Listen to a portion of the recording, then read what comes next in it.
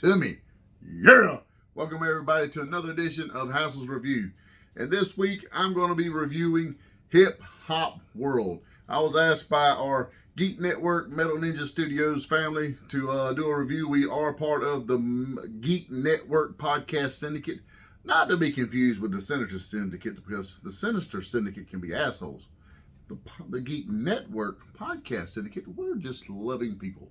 So, my loving family, they asked me to do a review of Hip Hop World. So if you're not familiar with it, it's a new show that first episode just dropped this week, I believe, on Tuesday or Wednesday on Amazon. It's on there. So if you have Amazon Prime, it's on there. It's free.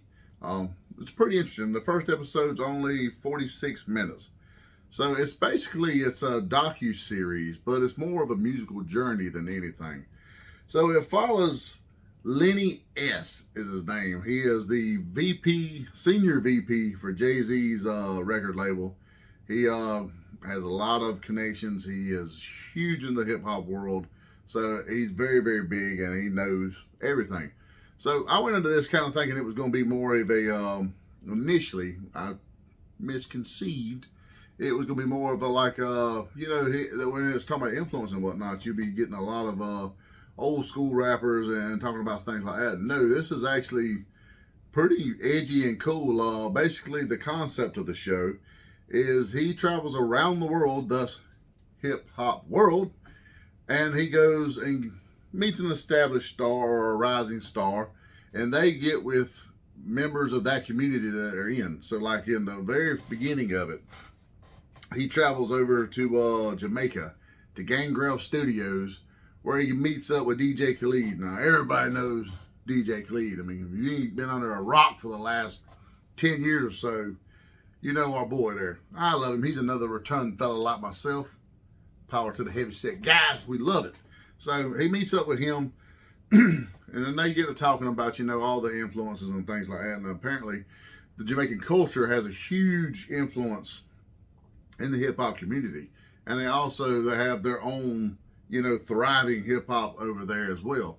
And so basically the premise of the first portion of the show is he is over in Jamaica. He's with DJ Khaled, and he takes him around and he shows him some things, and he takes him to this pretty cool restaurant. I thought that was pretty neat. And he apparently this restaurant is so good, is actually people have talked about it in the Bronx, which is where Lenny S is from. So he's heard about this in the Bronx, not just hearsay. I mean, it's talked about. So he takes him there. They do a little, grubbing or whatnot. And I'm not gonna lie, it looked pretty damn good. Then they go to Gangrel Studios, and they hook up with some locals there, and they basically make a song. That's the premise of what I'm gathering. And I'm not sure if every episode is going to be this way, because you really did not get a moving forward trailer like in the next episode or any of that mess. That's it's kind of like he does 2 stars per episode, or at least that's how this one was formatted. So in the first half, he's in Jamaica with DJ Khaled, and they meet up with some local guys, and they make a pretty badass song. I'm not gonna lie, I was sitting there kind of digging what he had going, especially that I love that Jamaican sound anyways when it's doing a little bit of rapping, because there was a band a little while back that Skindred that done kind of a mix between rock, reggae, rap, and it was like, I loved it. And this guy had that gruff sound to it, but he was rapping and he was spitting his words pretty fast. Not busy bone fast, but he was spitting them pretty damn fast. So they done really cool. So that portion of the song was really, really cool, and that portion of the show is good. It's got a few more odds and ends. I'm not gonna go get in the weeds with it for you like I usually do for some things. But the second portion of the show, they go to Paris, France, to Paris, where he meets up with Lola Brooks, who is just 5 foot of hotness. My goodness. She might not have been 5 foot. She's probably more like 4 foot, but ooh, people. Ooh. So that was really nice to look at the second portion of the show. But he meets up with her over there, and she's never been to France, and she's a rising star. She's kind of taken off recently in the last. She put a single out about 2 years ago, and it was slowly building steam, and now it's like boom, it's took off. Like a lot of things, sometimes it's been out far longer than you think it has, and once it takes off, strap the rocket to the girl. She could sing. She was good. So he takes her around, and they go to this one restaurant there to where apparently every celebrity that comes in there signs a plate. And she signed her plate, and I'm going to give this girl props because she signed her name immaculately with nails this long. If your boy gets something past his cuticles here, I can't write and sign for shit. But this young lady, she signed her name immaculately with long ass nails. And he kind of clowned a little bit and was like, man, you know. So she signs up or whatever. And they move on, and they're kind of going through the streets of Paris. And there's a huge following and community there. And they meet up with this guy who basically, he's walking around with like and I'm talking about a small JBL Bluetooth speaker. He is walking around with this right here, and he's got some tracks on his phone. And that's what he does. He sells beats. That's literally what he does. And he's sitting there, he plays a few for her, and she's like falling in love with him. She really digs him. She likes it. And she's like, well, how long will it take you to do this? And he's like, oh, yeah, I can do this in no time. I can do this in no time. So apparently he is like a musical prodigy. I kind of picked up on. So they get some tracks from him. They go to the studio, and they're kind of like playing around there. They get with a producer there, and they kind of playing around with several different tracks, and she finds different ones. And it was kind of cool insight to the studio side of things too, like how she, you know, she's filling out the musical because all she bought was the beat.